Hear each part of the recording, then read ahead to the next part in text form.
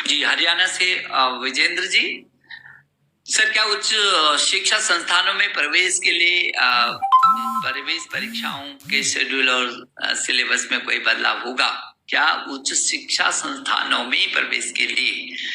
तो विजेंद्र जी, जो आप कह रहे हैं कि आपका अभिप्राय शायद है कि उच्च जेई है, नीट है, जेई मेन और जेई एडवांस सहित बहुत सारे जो ऐसी प्रतियोगी परीक्षाएं हैं उच्चतर शिक्षा में, उच्च शिक्षा में वो कैसे करके उसमें क्या कोई बदलाव आएगा?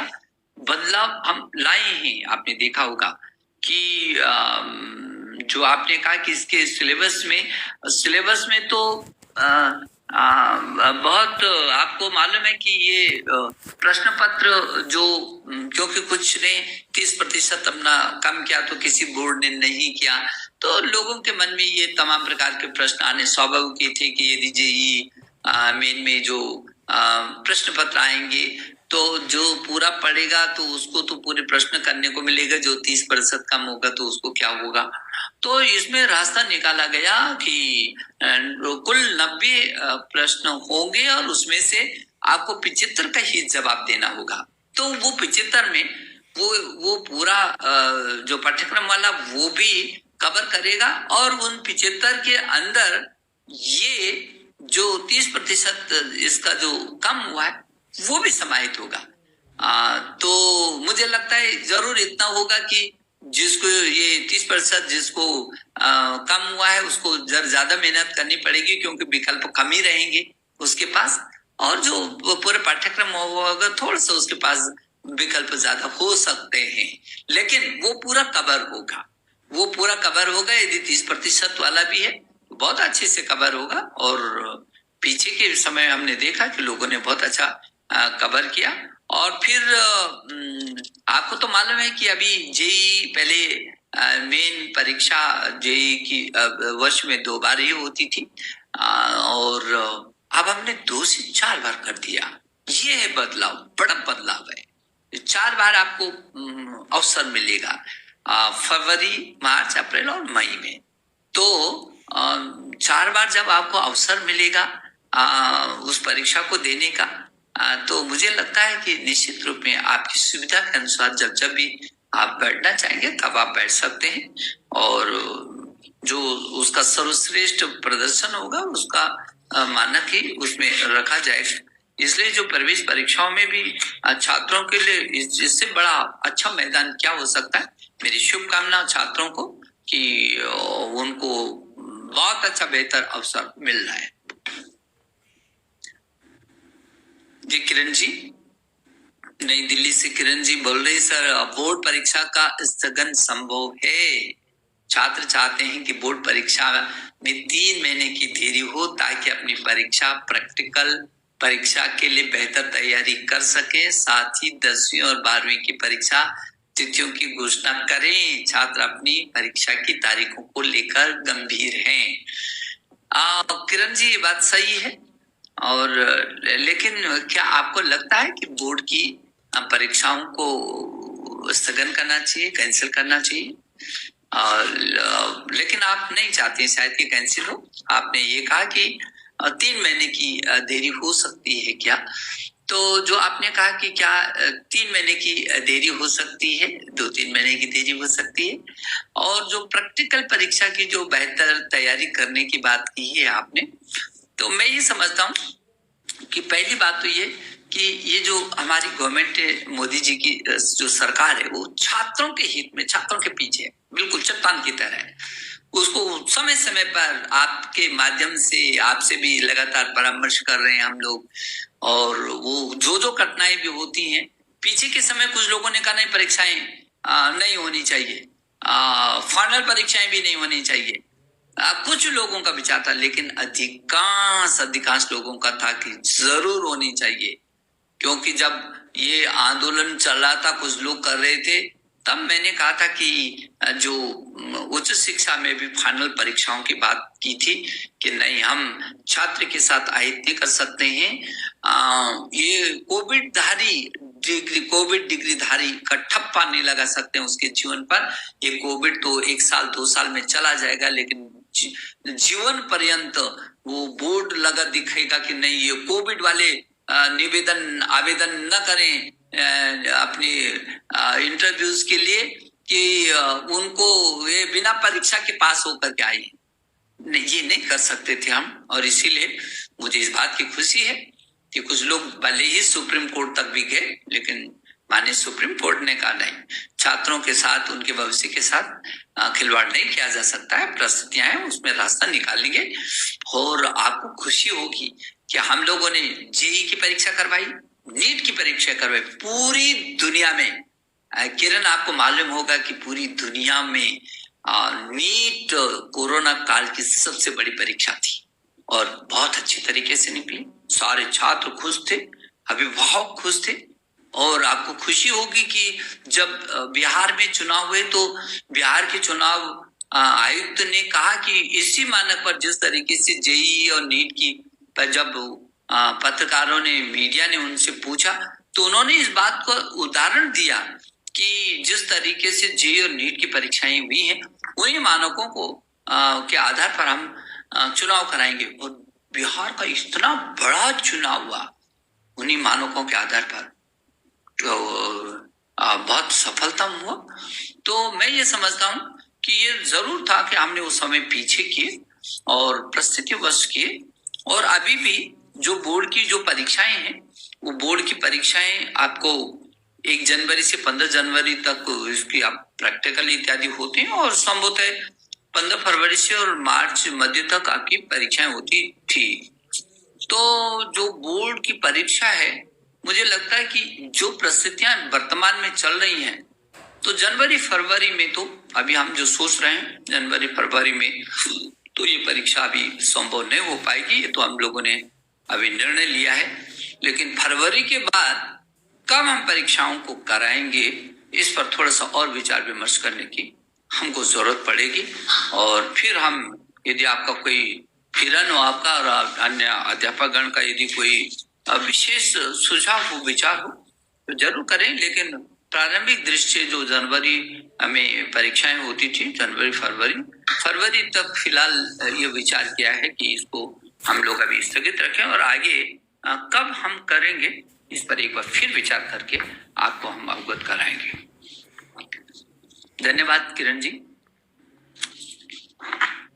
रमेश जी, राजगढ़ मध्य प्रदेश जी, हमारे नाम राशि जी, आप क्या पूछना चाहते हैं? मैं केवी राजगढ़ का शिक्षक हूँ, और वर्तमान महामारी के प्रकाश में मैं पूछना चाहता था कि ऑनलाइन परीक्षा क्यों नहीं ले सकते, जबकि हमें वैसे विद्यार्थियों को ऑनलाइन कक्षाएं करवा रहे हैं जिनके पास न तो उचित उपकरण है और न ही इंटरनेट की पहुंच है। यदि नहीं तो क्या प्रैक्टिकल और थ्योरी के अंकों को मिलाकर उत्तीर्ण करने की शर्त एक प्रशंसनीय समाधान हो सकता है? रमेश जी, आपने चिंता तो बिल्कुल जायज की है कि वही बात आ गई कि जब हम ऑनलाइन शिक्षण करवा रहे हैं तो फिर ऑनलाइन परीक्षा कैसे नहीं करा पाएंगे।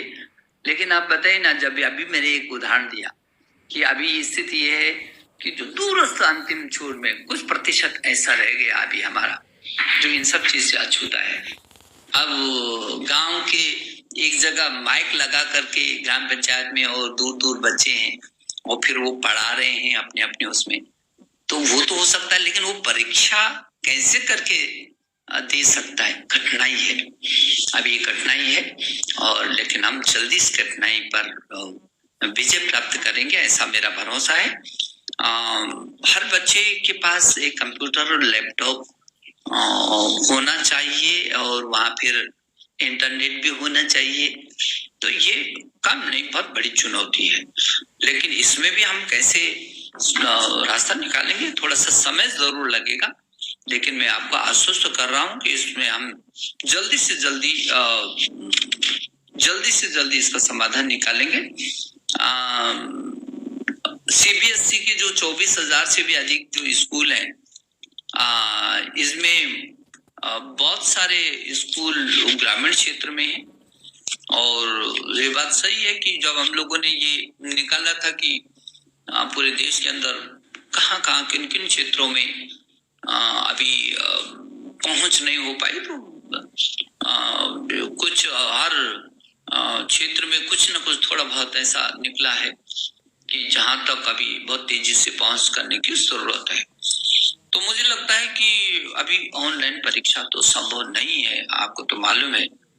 और जो आंतरिक परीक्षा के लिए हम लोगों ने एक समिति गठित करेंगे और इसमें विचार विमर्श के बाद हम लोग देखेंगे कि आगे क्या हो सकता है, उसकी संभावनाओं को हम तलाशेंगे और उसके अंतिम रूप देंगे। जी, तमिलनाडु से जननी जी, क्या बोर्ड परीक्षाएं आयोजित करने से पहले उपचारात्मक कक्षाओं में कम से कम 1 महीने सम्मिलित होना संभव है? क्या हम उचित अभ्यास प्रदान करने के लिए पेन पेपर ऑफलाइन बोर्ड में स्कूल स्तर पर दूसरा प्री बोर्ड आयोजित कर सकते हैं? मुझे लगता है कि प्री बोर्ड एग्जाम की जहां तक आपने चर्चा की है, और पहले तो मैं कहना चाहूंगा कि तमिलनाडु ने काफी अच्छा शिक्षा के क्षेत्र में आप लोगों ने काम किया है। और अब जब हमने जनवरी की जगह जनवरी फरवरी अभी हम लोग नहीं कर रहे हैं, तो ये उसको इतना अवसर ही तो मिल रहा है। तो वो 1 महीने जो आप चर्चा कर रही हैं कि 1 महीना अच्छा होता कि 1 महीना यूं करके मिल जाता, तो मुझे लगता है कि 1 महीने नहीं, उसको 2 महीने मिल रहे हैं उस दृष्टि से देखा जाए तो। अब आगे अभी फरवरी में तो हम कर नहीं रहे हैं अभी परीक्षाओं को, उसके बाद ही करेंगे, और कब करेंगे उसके लिए हम लोग विचार विमर्श करके तिथियों को तय करेंगे। तो मुझे लगता है कि उस जो आपकी चिंता है उसका समाधान इसमें हो जाएगा, कि जो 1 महीने का जो आप कहते हैं प्री बोर्ड वाला, तो इसमें निश्चित रूप में आपका समाधान हो जाएगा और छात्र अच्छे से तैयारी करने का। हाँ, केरला से अविनाश जी कहते हैं, सर छात्र लगातार और अधिक सिलेबस कम करने के लिए कह रहे हैं, क्या सिलेबस में और कमी आएगी? यदि नहीं तो क्या हम प्रश्न पत्र में तारांकित विकल्पों को बढ़ा सकते हैं? मुझे लगता है कि देखिए 30% तो सीबीएसई ने अपना उसको सिलेबस कम किया है, और अभी मैं देख रहा था कि महाराष्ट्र सरकार ने भी 25% तक कम किया, और उत्तर प्रदेश सरकार ने भी लगभग 30% तक की उसमें संशोधन करके कटौती की है। तो और वैसे भी जब आप अविनाश जी आप कह रहे हैं, तो आपको तो मालूम है कि जब भी बोर्ड के एग्जाम होते हैं तो 33% का जो है आंतरिक विकल्प उसमें रहता है, तो उसका प्राविधान है। आपने देखा होगा सीबीएसई की वेबसाइट में आप जाएंगे तो आपको ये सारी चीजें देखने को मिल जाएंगी। तो जो आपकी चिंता है, मुझे लगता है कि ऑलरेडी ये हो ही चुका है। आंतरिक विकल्प उसको 33% का प्राविधान है, और सीबीएसई ने 30% अपना ऑलरेडी जो है जो पाठ्यक्रम है वो इन परिस्थितियों में, कोविड की परिस्थितियों में उसको कम किया, और परिस्थिति जन्य और राज्य भी अपने तरीके से उसको कम कर रहे हैं। तो मुझे भरोसा है कि इन परिस्थितियों के चलते और राज्य भी अपना अपना निर्णय लेंगे। जी सार्थक जी, आपका कहना है कि नई शिक्षा नीति की सफलता के पीछे क्या रहस्य है? नई शिक्षा नीति के सफलता के पीछे क्या रहस्य है? धन्यवाद, आपने तो ऐसा प्रश्न पूछा है कि नई शिक्षा नीति के आपको तो खूब मालूम है कि हम कितनी बार आपके पास आए हैं। पीछे के समय से लगातार हमारा संवाद हुआ है। ये दुनिया का ये दुनिया का सबसे बड़ा विमर्श था, और शायद दुनिया में किसी नीति को तैयार करने में शायद ही इतना बड़ा विमर्श हुआ होगा। कितना बड़ा विमर्श? 1000 विश्वविद्यालयों के कुलपतियों से परामर्श, 45,000 डिग्री कॉलेज के प्रिंसिपल से परामर्श, 15-16 लाख स्कूलों के अध्यापक प्राध्यापकों से परामर्श, 1 करोड़ 10 लाख अध्यापकों से बातचीत, परामर्श, उनके विचार, और 33 करोड़ छात्र छात्राओं के से भी चर्चा करना, और उनके माता पिता से भी चर्चा करना, ग्राम प्रधान से लेकर 250 ग्राम सभाओं से परामर्श करना, ग्राम प्रधान से लेकर के और प्रधानमंत्री जी तक, और गांव से लेकर के संसद तक, शिक्षक से लेकर के शिक्षाविद तक, वैज्ञानिक से लेकर विशेषज्ञ तक, और सामाजिक संस्थाओं से लेकर के समितियों तक। कौन सा क्षेत्र छोड़ा हमने? सब क्षेत्र। और उसके बाद भी पब्लिक डोमेन में डाला उसका मसौदा, जिसपे 2 लाख से भी अधिक सुझाव आए, और हर सुझाव का विश्लेषण किया। 3-3 जगह हमने सचिवालय बनाए, और एक एक सुझाव का जो विश्लेषण किया। उसके बाद ये इतनी खूबसूरत नई शिक्षा नीति आई है, जो आज पूरे देश के लोगों को लगता है कौन विरोध करेगा। कई लोग मेरे को पूछते, साहब विरोध क्यों नहीं हुआ? तो मैं उनसे पूछा कि आप विरोध चाहते थे? नहीं, लोगों का स्वभाव हो गया कि कोई चीज आती है तो कर ही देते हैं कई बार, और फिर कुछ लोगों का तो सभी की संतुष्टि तो नहीं हो सकती थी। तो हमने उनको कहा नहीं, पूरे देश की शिक्षा नीति थी। हमारे देश के प्रधानमंत्री जी ने कहा सब तक पहुंच होनी चाहिए, सबके सुझाव आने चाहिए। तो देश का कोई व्यक्ति नहीं छूटा जिसने दिया ही नहीं होगा तो उसके पार्ट पर होगा, लेकिन दिया लोगों ने। पूरा इतना बड़ा विमर्श कभी नहीं हुआ। लोकसभा राज्यसभा के सांसदों के साथ सुबह 10 बजे से लेकर के शाम की 6 बजे तक लगातार विमर्श करना, उनके विचार लेना। सब देश के शिक्षा मंत्रियों से एक बार नहीं कई बार की मीटिंग करना, देश के शिक्षा निदेशकों से लेकर शिक्षा सचिवों तक बातचीत करना, रेगुलर बात करना। तो इतना बड़ा विमर्श के बाद ये नई शिक्षा नीति आई, और मुझे खुशी है कि जहां पूरे देश के अंदर बहुत उत्सव का वातावरण है, वही मेरे देश ने नहीं दुनिया ने भी इसको बहुत अच्छा माना है। अभी कुछ ही दिन पहले मेरे आवास पर ब्रिटेन के विदेश मंत्री आए थे, बहुत खुश थे। उन्होंने कहा ये विजनरी शिक्षा नीति है, ये नए रिफॉर्म के साथ आई है, ये दुनिया के लिए बहुत अच्छी है। आपको ये भी मालूम होगा कि कुछ दिन पहले उन्हीं के एक विश्वविद्यालय, जिस विश्वविद्यालय ने ये कहा कि कैम्ब्रिज ने कि ये तो भारत तो पहले ही शिक्षा का बहुत बड़ा केंद्र था। कैम्ब्रिज जैसा यूनिवर्सिटी जो विश्व की 3-4 श्रेष्ठ 800 वर्ष पुरानी श्रेष्ठ विश्वविद्यालयों में उसकी गणना होती है, उन्होंने अपने एशिया हेड को भेज करके यहाँ पर हमको सम्मानित भी किया, और फिर मेल भेज करके हमको निमंत्रण दिया कि हम इस नई शिक्षा नीति को लेकर के आपकी पूरी दुनिया में जाना चाहते हैं, सब मिलकर के करना चाहते हैं, क्योंकि आपकी बहुत बड़े रिफॉर्म के साथ, तो मुझे लगता है ये शायद दुनिया का इस सबसे बड़ा रिफॉर्म वाली शिक्षा नीति होगी। और इसलिए लोगों को अभी जहां कैम्ब्रिज ने वो किया, अभी कुछ दिन पहले संयुक्त अरब अमीरात के शिक्षा मंत्री जी के साथ हमारी द्विपक्षीय मीटिंग हुई, बहुत खुश हुए।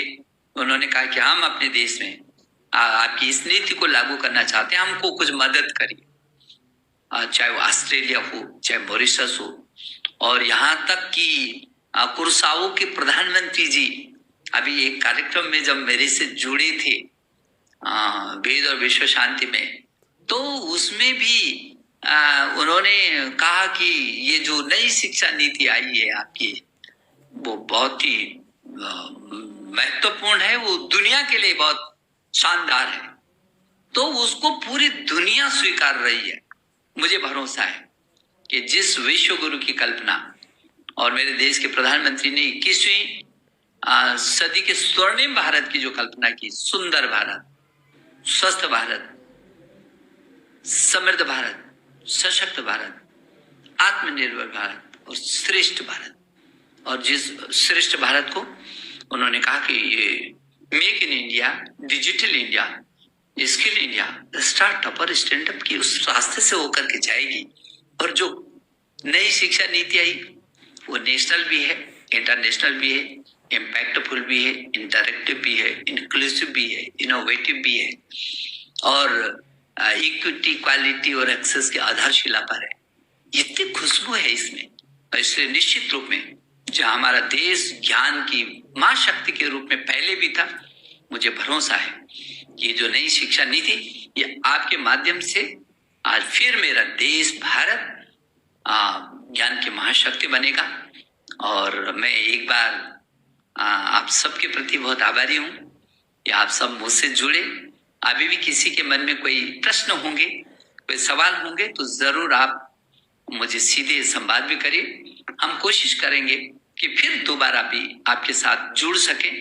और मुझे जाते जाते आपको एक अच्छी खबर ये देनी है कि हमारे देश के प्रधानमंत्री नरेंद्र मोदी जी को, जिनके विजनरी लीडरशिप में देश विभिन्न क्षेत्रों में बहुत आगे बढ़ रहा है, तो अमेरिका के राष्ट्रपति जी ने कल ही उनको लीजन ऑफ मेरिट अवार्ड, जो कि अमेरिका का बहुत ही सम्मानित अवार्ड है, उस अवार्ड से हमारे देश के प्रधानमंत्री जी को नवाजा है, वो अवार्ड दिया है। तो हम सब शिक्षा विभाग, शिक्षा मंत्रालय, शिक्षा परिवार अपने देश के यशस्वी प्रधानमंत्री जी को हृदय की गहराई से बधाई देना चाहते हैं। और एक बार फिर आप सबको मैं अभिनंदन कर रहा हूँ। बहुत बहुत धन्यवाद। नमस्कार।